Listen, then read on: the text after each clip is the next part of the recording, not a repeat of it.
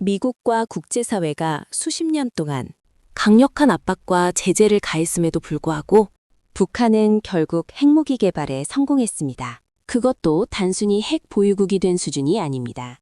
지금의 북한은 미국, 러시아, 중국 다음으로 가장 다양하고 균형 잡힌 핵전력을 가진 나라 중 하나가 되었습니다. 북한은 원자폭탄과 수소폭탄, 대륙간 탄도미사일, 잠수함 발사 탄도미사일, 그리고 현재는 핵 추진 잠수함까지 개발하고 있습니다. 여기에 더해 각종 전술 핵무기와 이를 운반할 미사일들도 보유하고 있습니다. 그렇다면 미국과 국제사회가 이렇게 오랫동안 체계적으로 북한의 핵 개발을 막으려 했는데도 북한은 어떻게 성공할 수 있었을까요? 세계적인 핵 전략학자인 비핀 나랑조차 북한의 성공은 기존 핵 이론으로 설명하기 어렵다고 말한 바 있습니다. 북한의 핵 개발 성공에는 여러 요인이 작용했습니다. 체제를 걸고 핵을 만들겠다는 북한 정권의 집요한 의지, 러시아와 중국의 의도적이든 비의도적이든 간접적 지원, 미국의 순진함, 그리고 한국 진보 정권들의 방치와 때로는 도움도 있었습니다. 하지만 이보다 더욱 결정적인 요인은 다른 겁니다.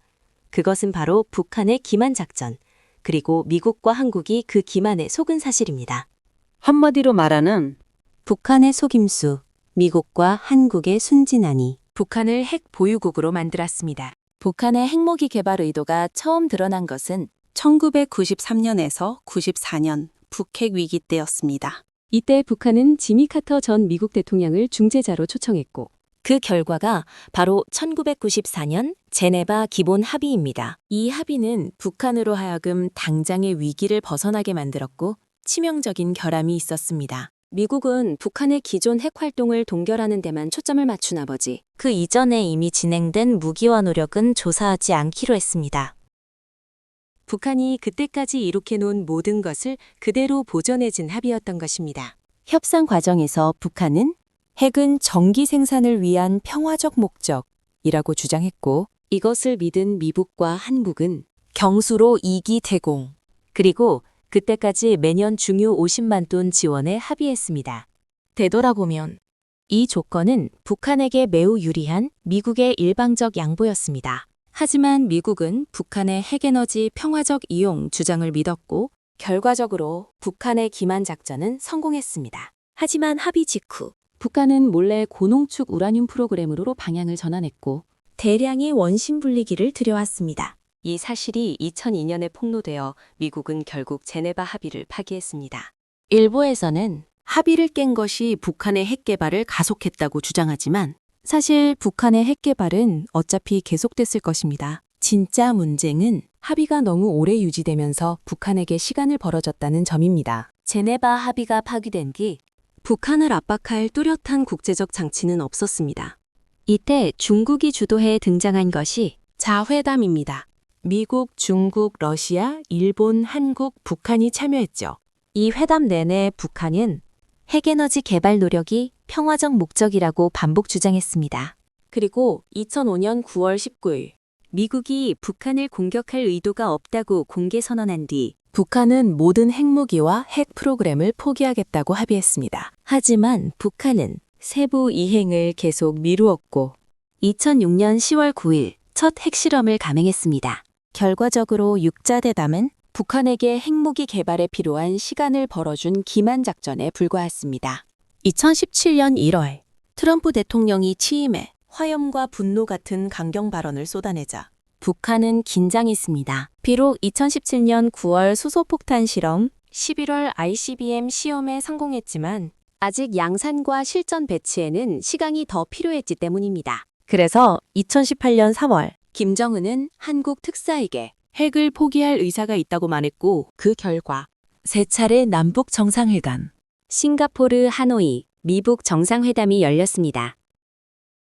한반도의 완전한 비핵화를 위해 노력하겠다고 말했지만 실제로 핵을 포기하기 위한 행동은 전혀 강구하지 않았습니다. 오히려 핵 전력 증강은 계속됐습니다.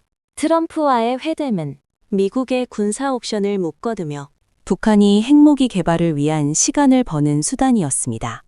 트럼프가 협상을 더 잘했으면 달랐을 것이라는 주장은 희망적 사고에 불과합니다.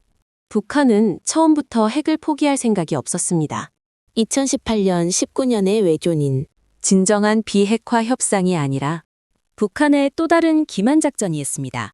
최근 트럼프가 다시 김정은을 만날 수 있다고 말했지만 김정은은 관심을 보이지 않았습니다. 이미 그들의 막강한 핵전력으로 인하여 미국의 군사공격 가능성을 크게 낮아졌고 회담은 핵포기 압박만 늘릴 뿐 얻을 게 없기 때문입니다. 트럼프 시기 북한의 가장 효과적인 기만 전술 중 하나는 의도적인 애매한 표현이었습니다. 북한은 한반도의 비핵화에 동의했습니다. 미국과 한국은 이를 북한의 핵무기 폐기로 이해했습니다. 하지만 북한이 말해온 비핵화는 미국의 해구산 제거였습니다. 이러한 이해의 격차를 알면서도 북한은 이 표현을 계속 사용해 미국과 한국을 협상에 묶어두었습니다. 한국전쟁 정전 협상에서 유엔군 대표였던 터너 C. 조이 제고든 사망 1년 전 출마는 How Communist Negotiates에서 이렇게 말했습니다.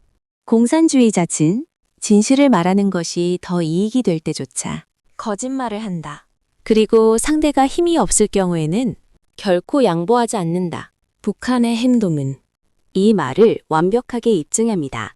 기만작전은 북한 체제의 기본 작동 방식입니다. 하지만 미국과 한국의 협상가들은 이 교훈을 제대로 배우지 못했습니다. 북한의 말을 순진하게 믿거나 자신들의 희망을 북한에 투사한 결과 모든 협상은 실패했고 그 사이 북한은 막대한 핵무기고를 완성했습니다. 전쟁이 일상적인 국제정치 현실에서 속는 것은 속이려다 실패하는 것보다 훨씬 더 위험합니다. 속고 나서 울지 말고 처음부터 속지 않도록 경계해야 합니다. 이 주제에 대한 더 자세한 분석은 Nuclear North Korea, Armed, Desperate, and Unpredictable 제1장 Nuclear North Korea's Challenge to Deterrence Theories and Policies, Uncomfortable Truths 제4장을 참고하시기 바랍니다. 관련된 내용을 더 듣고 싶으시면 구독 버튼을 눌러주세요.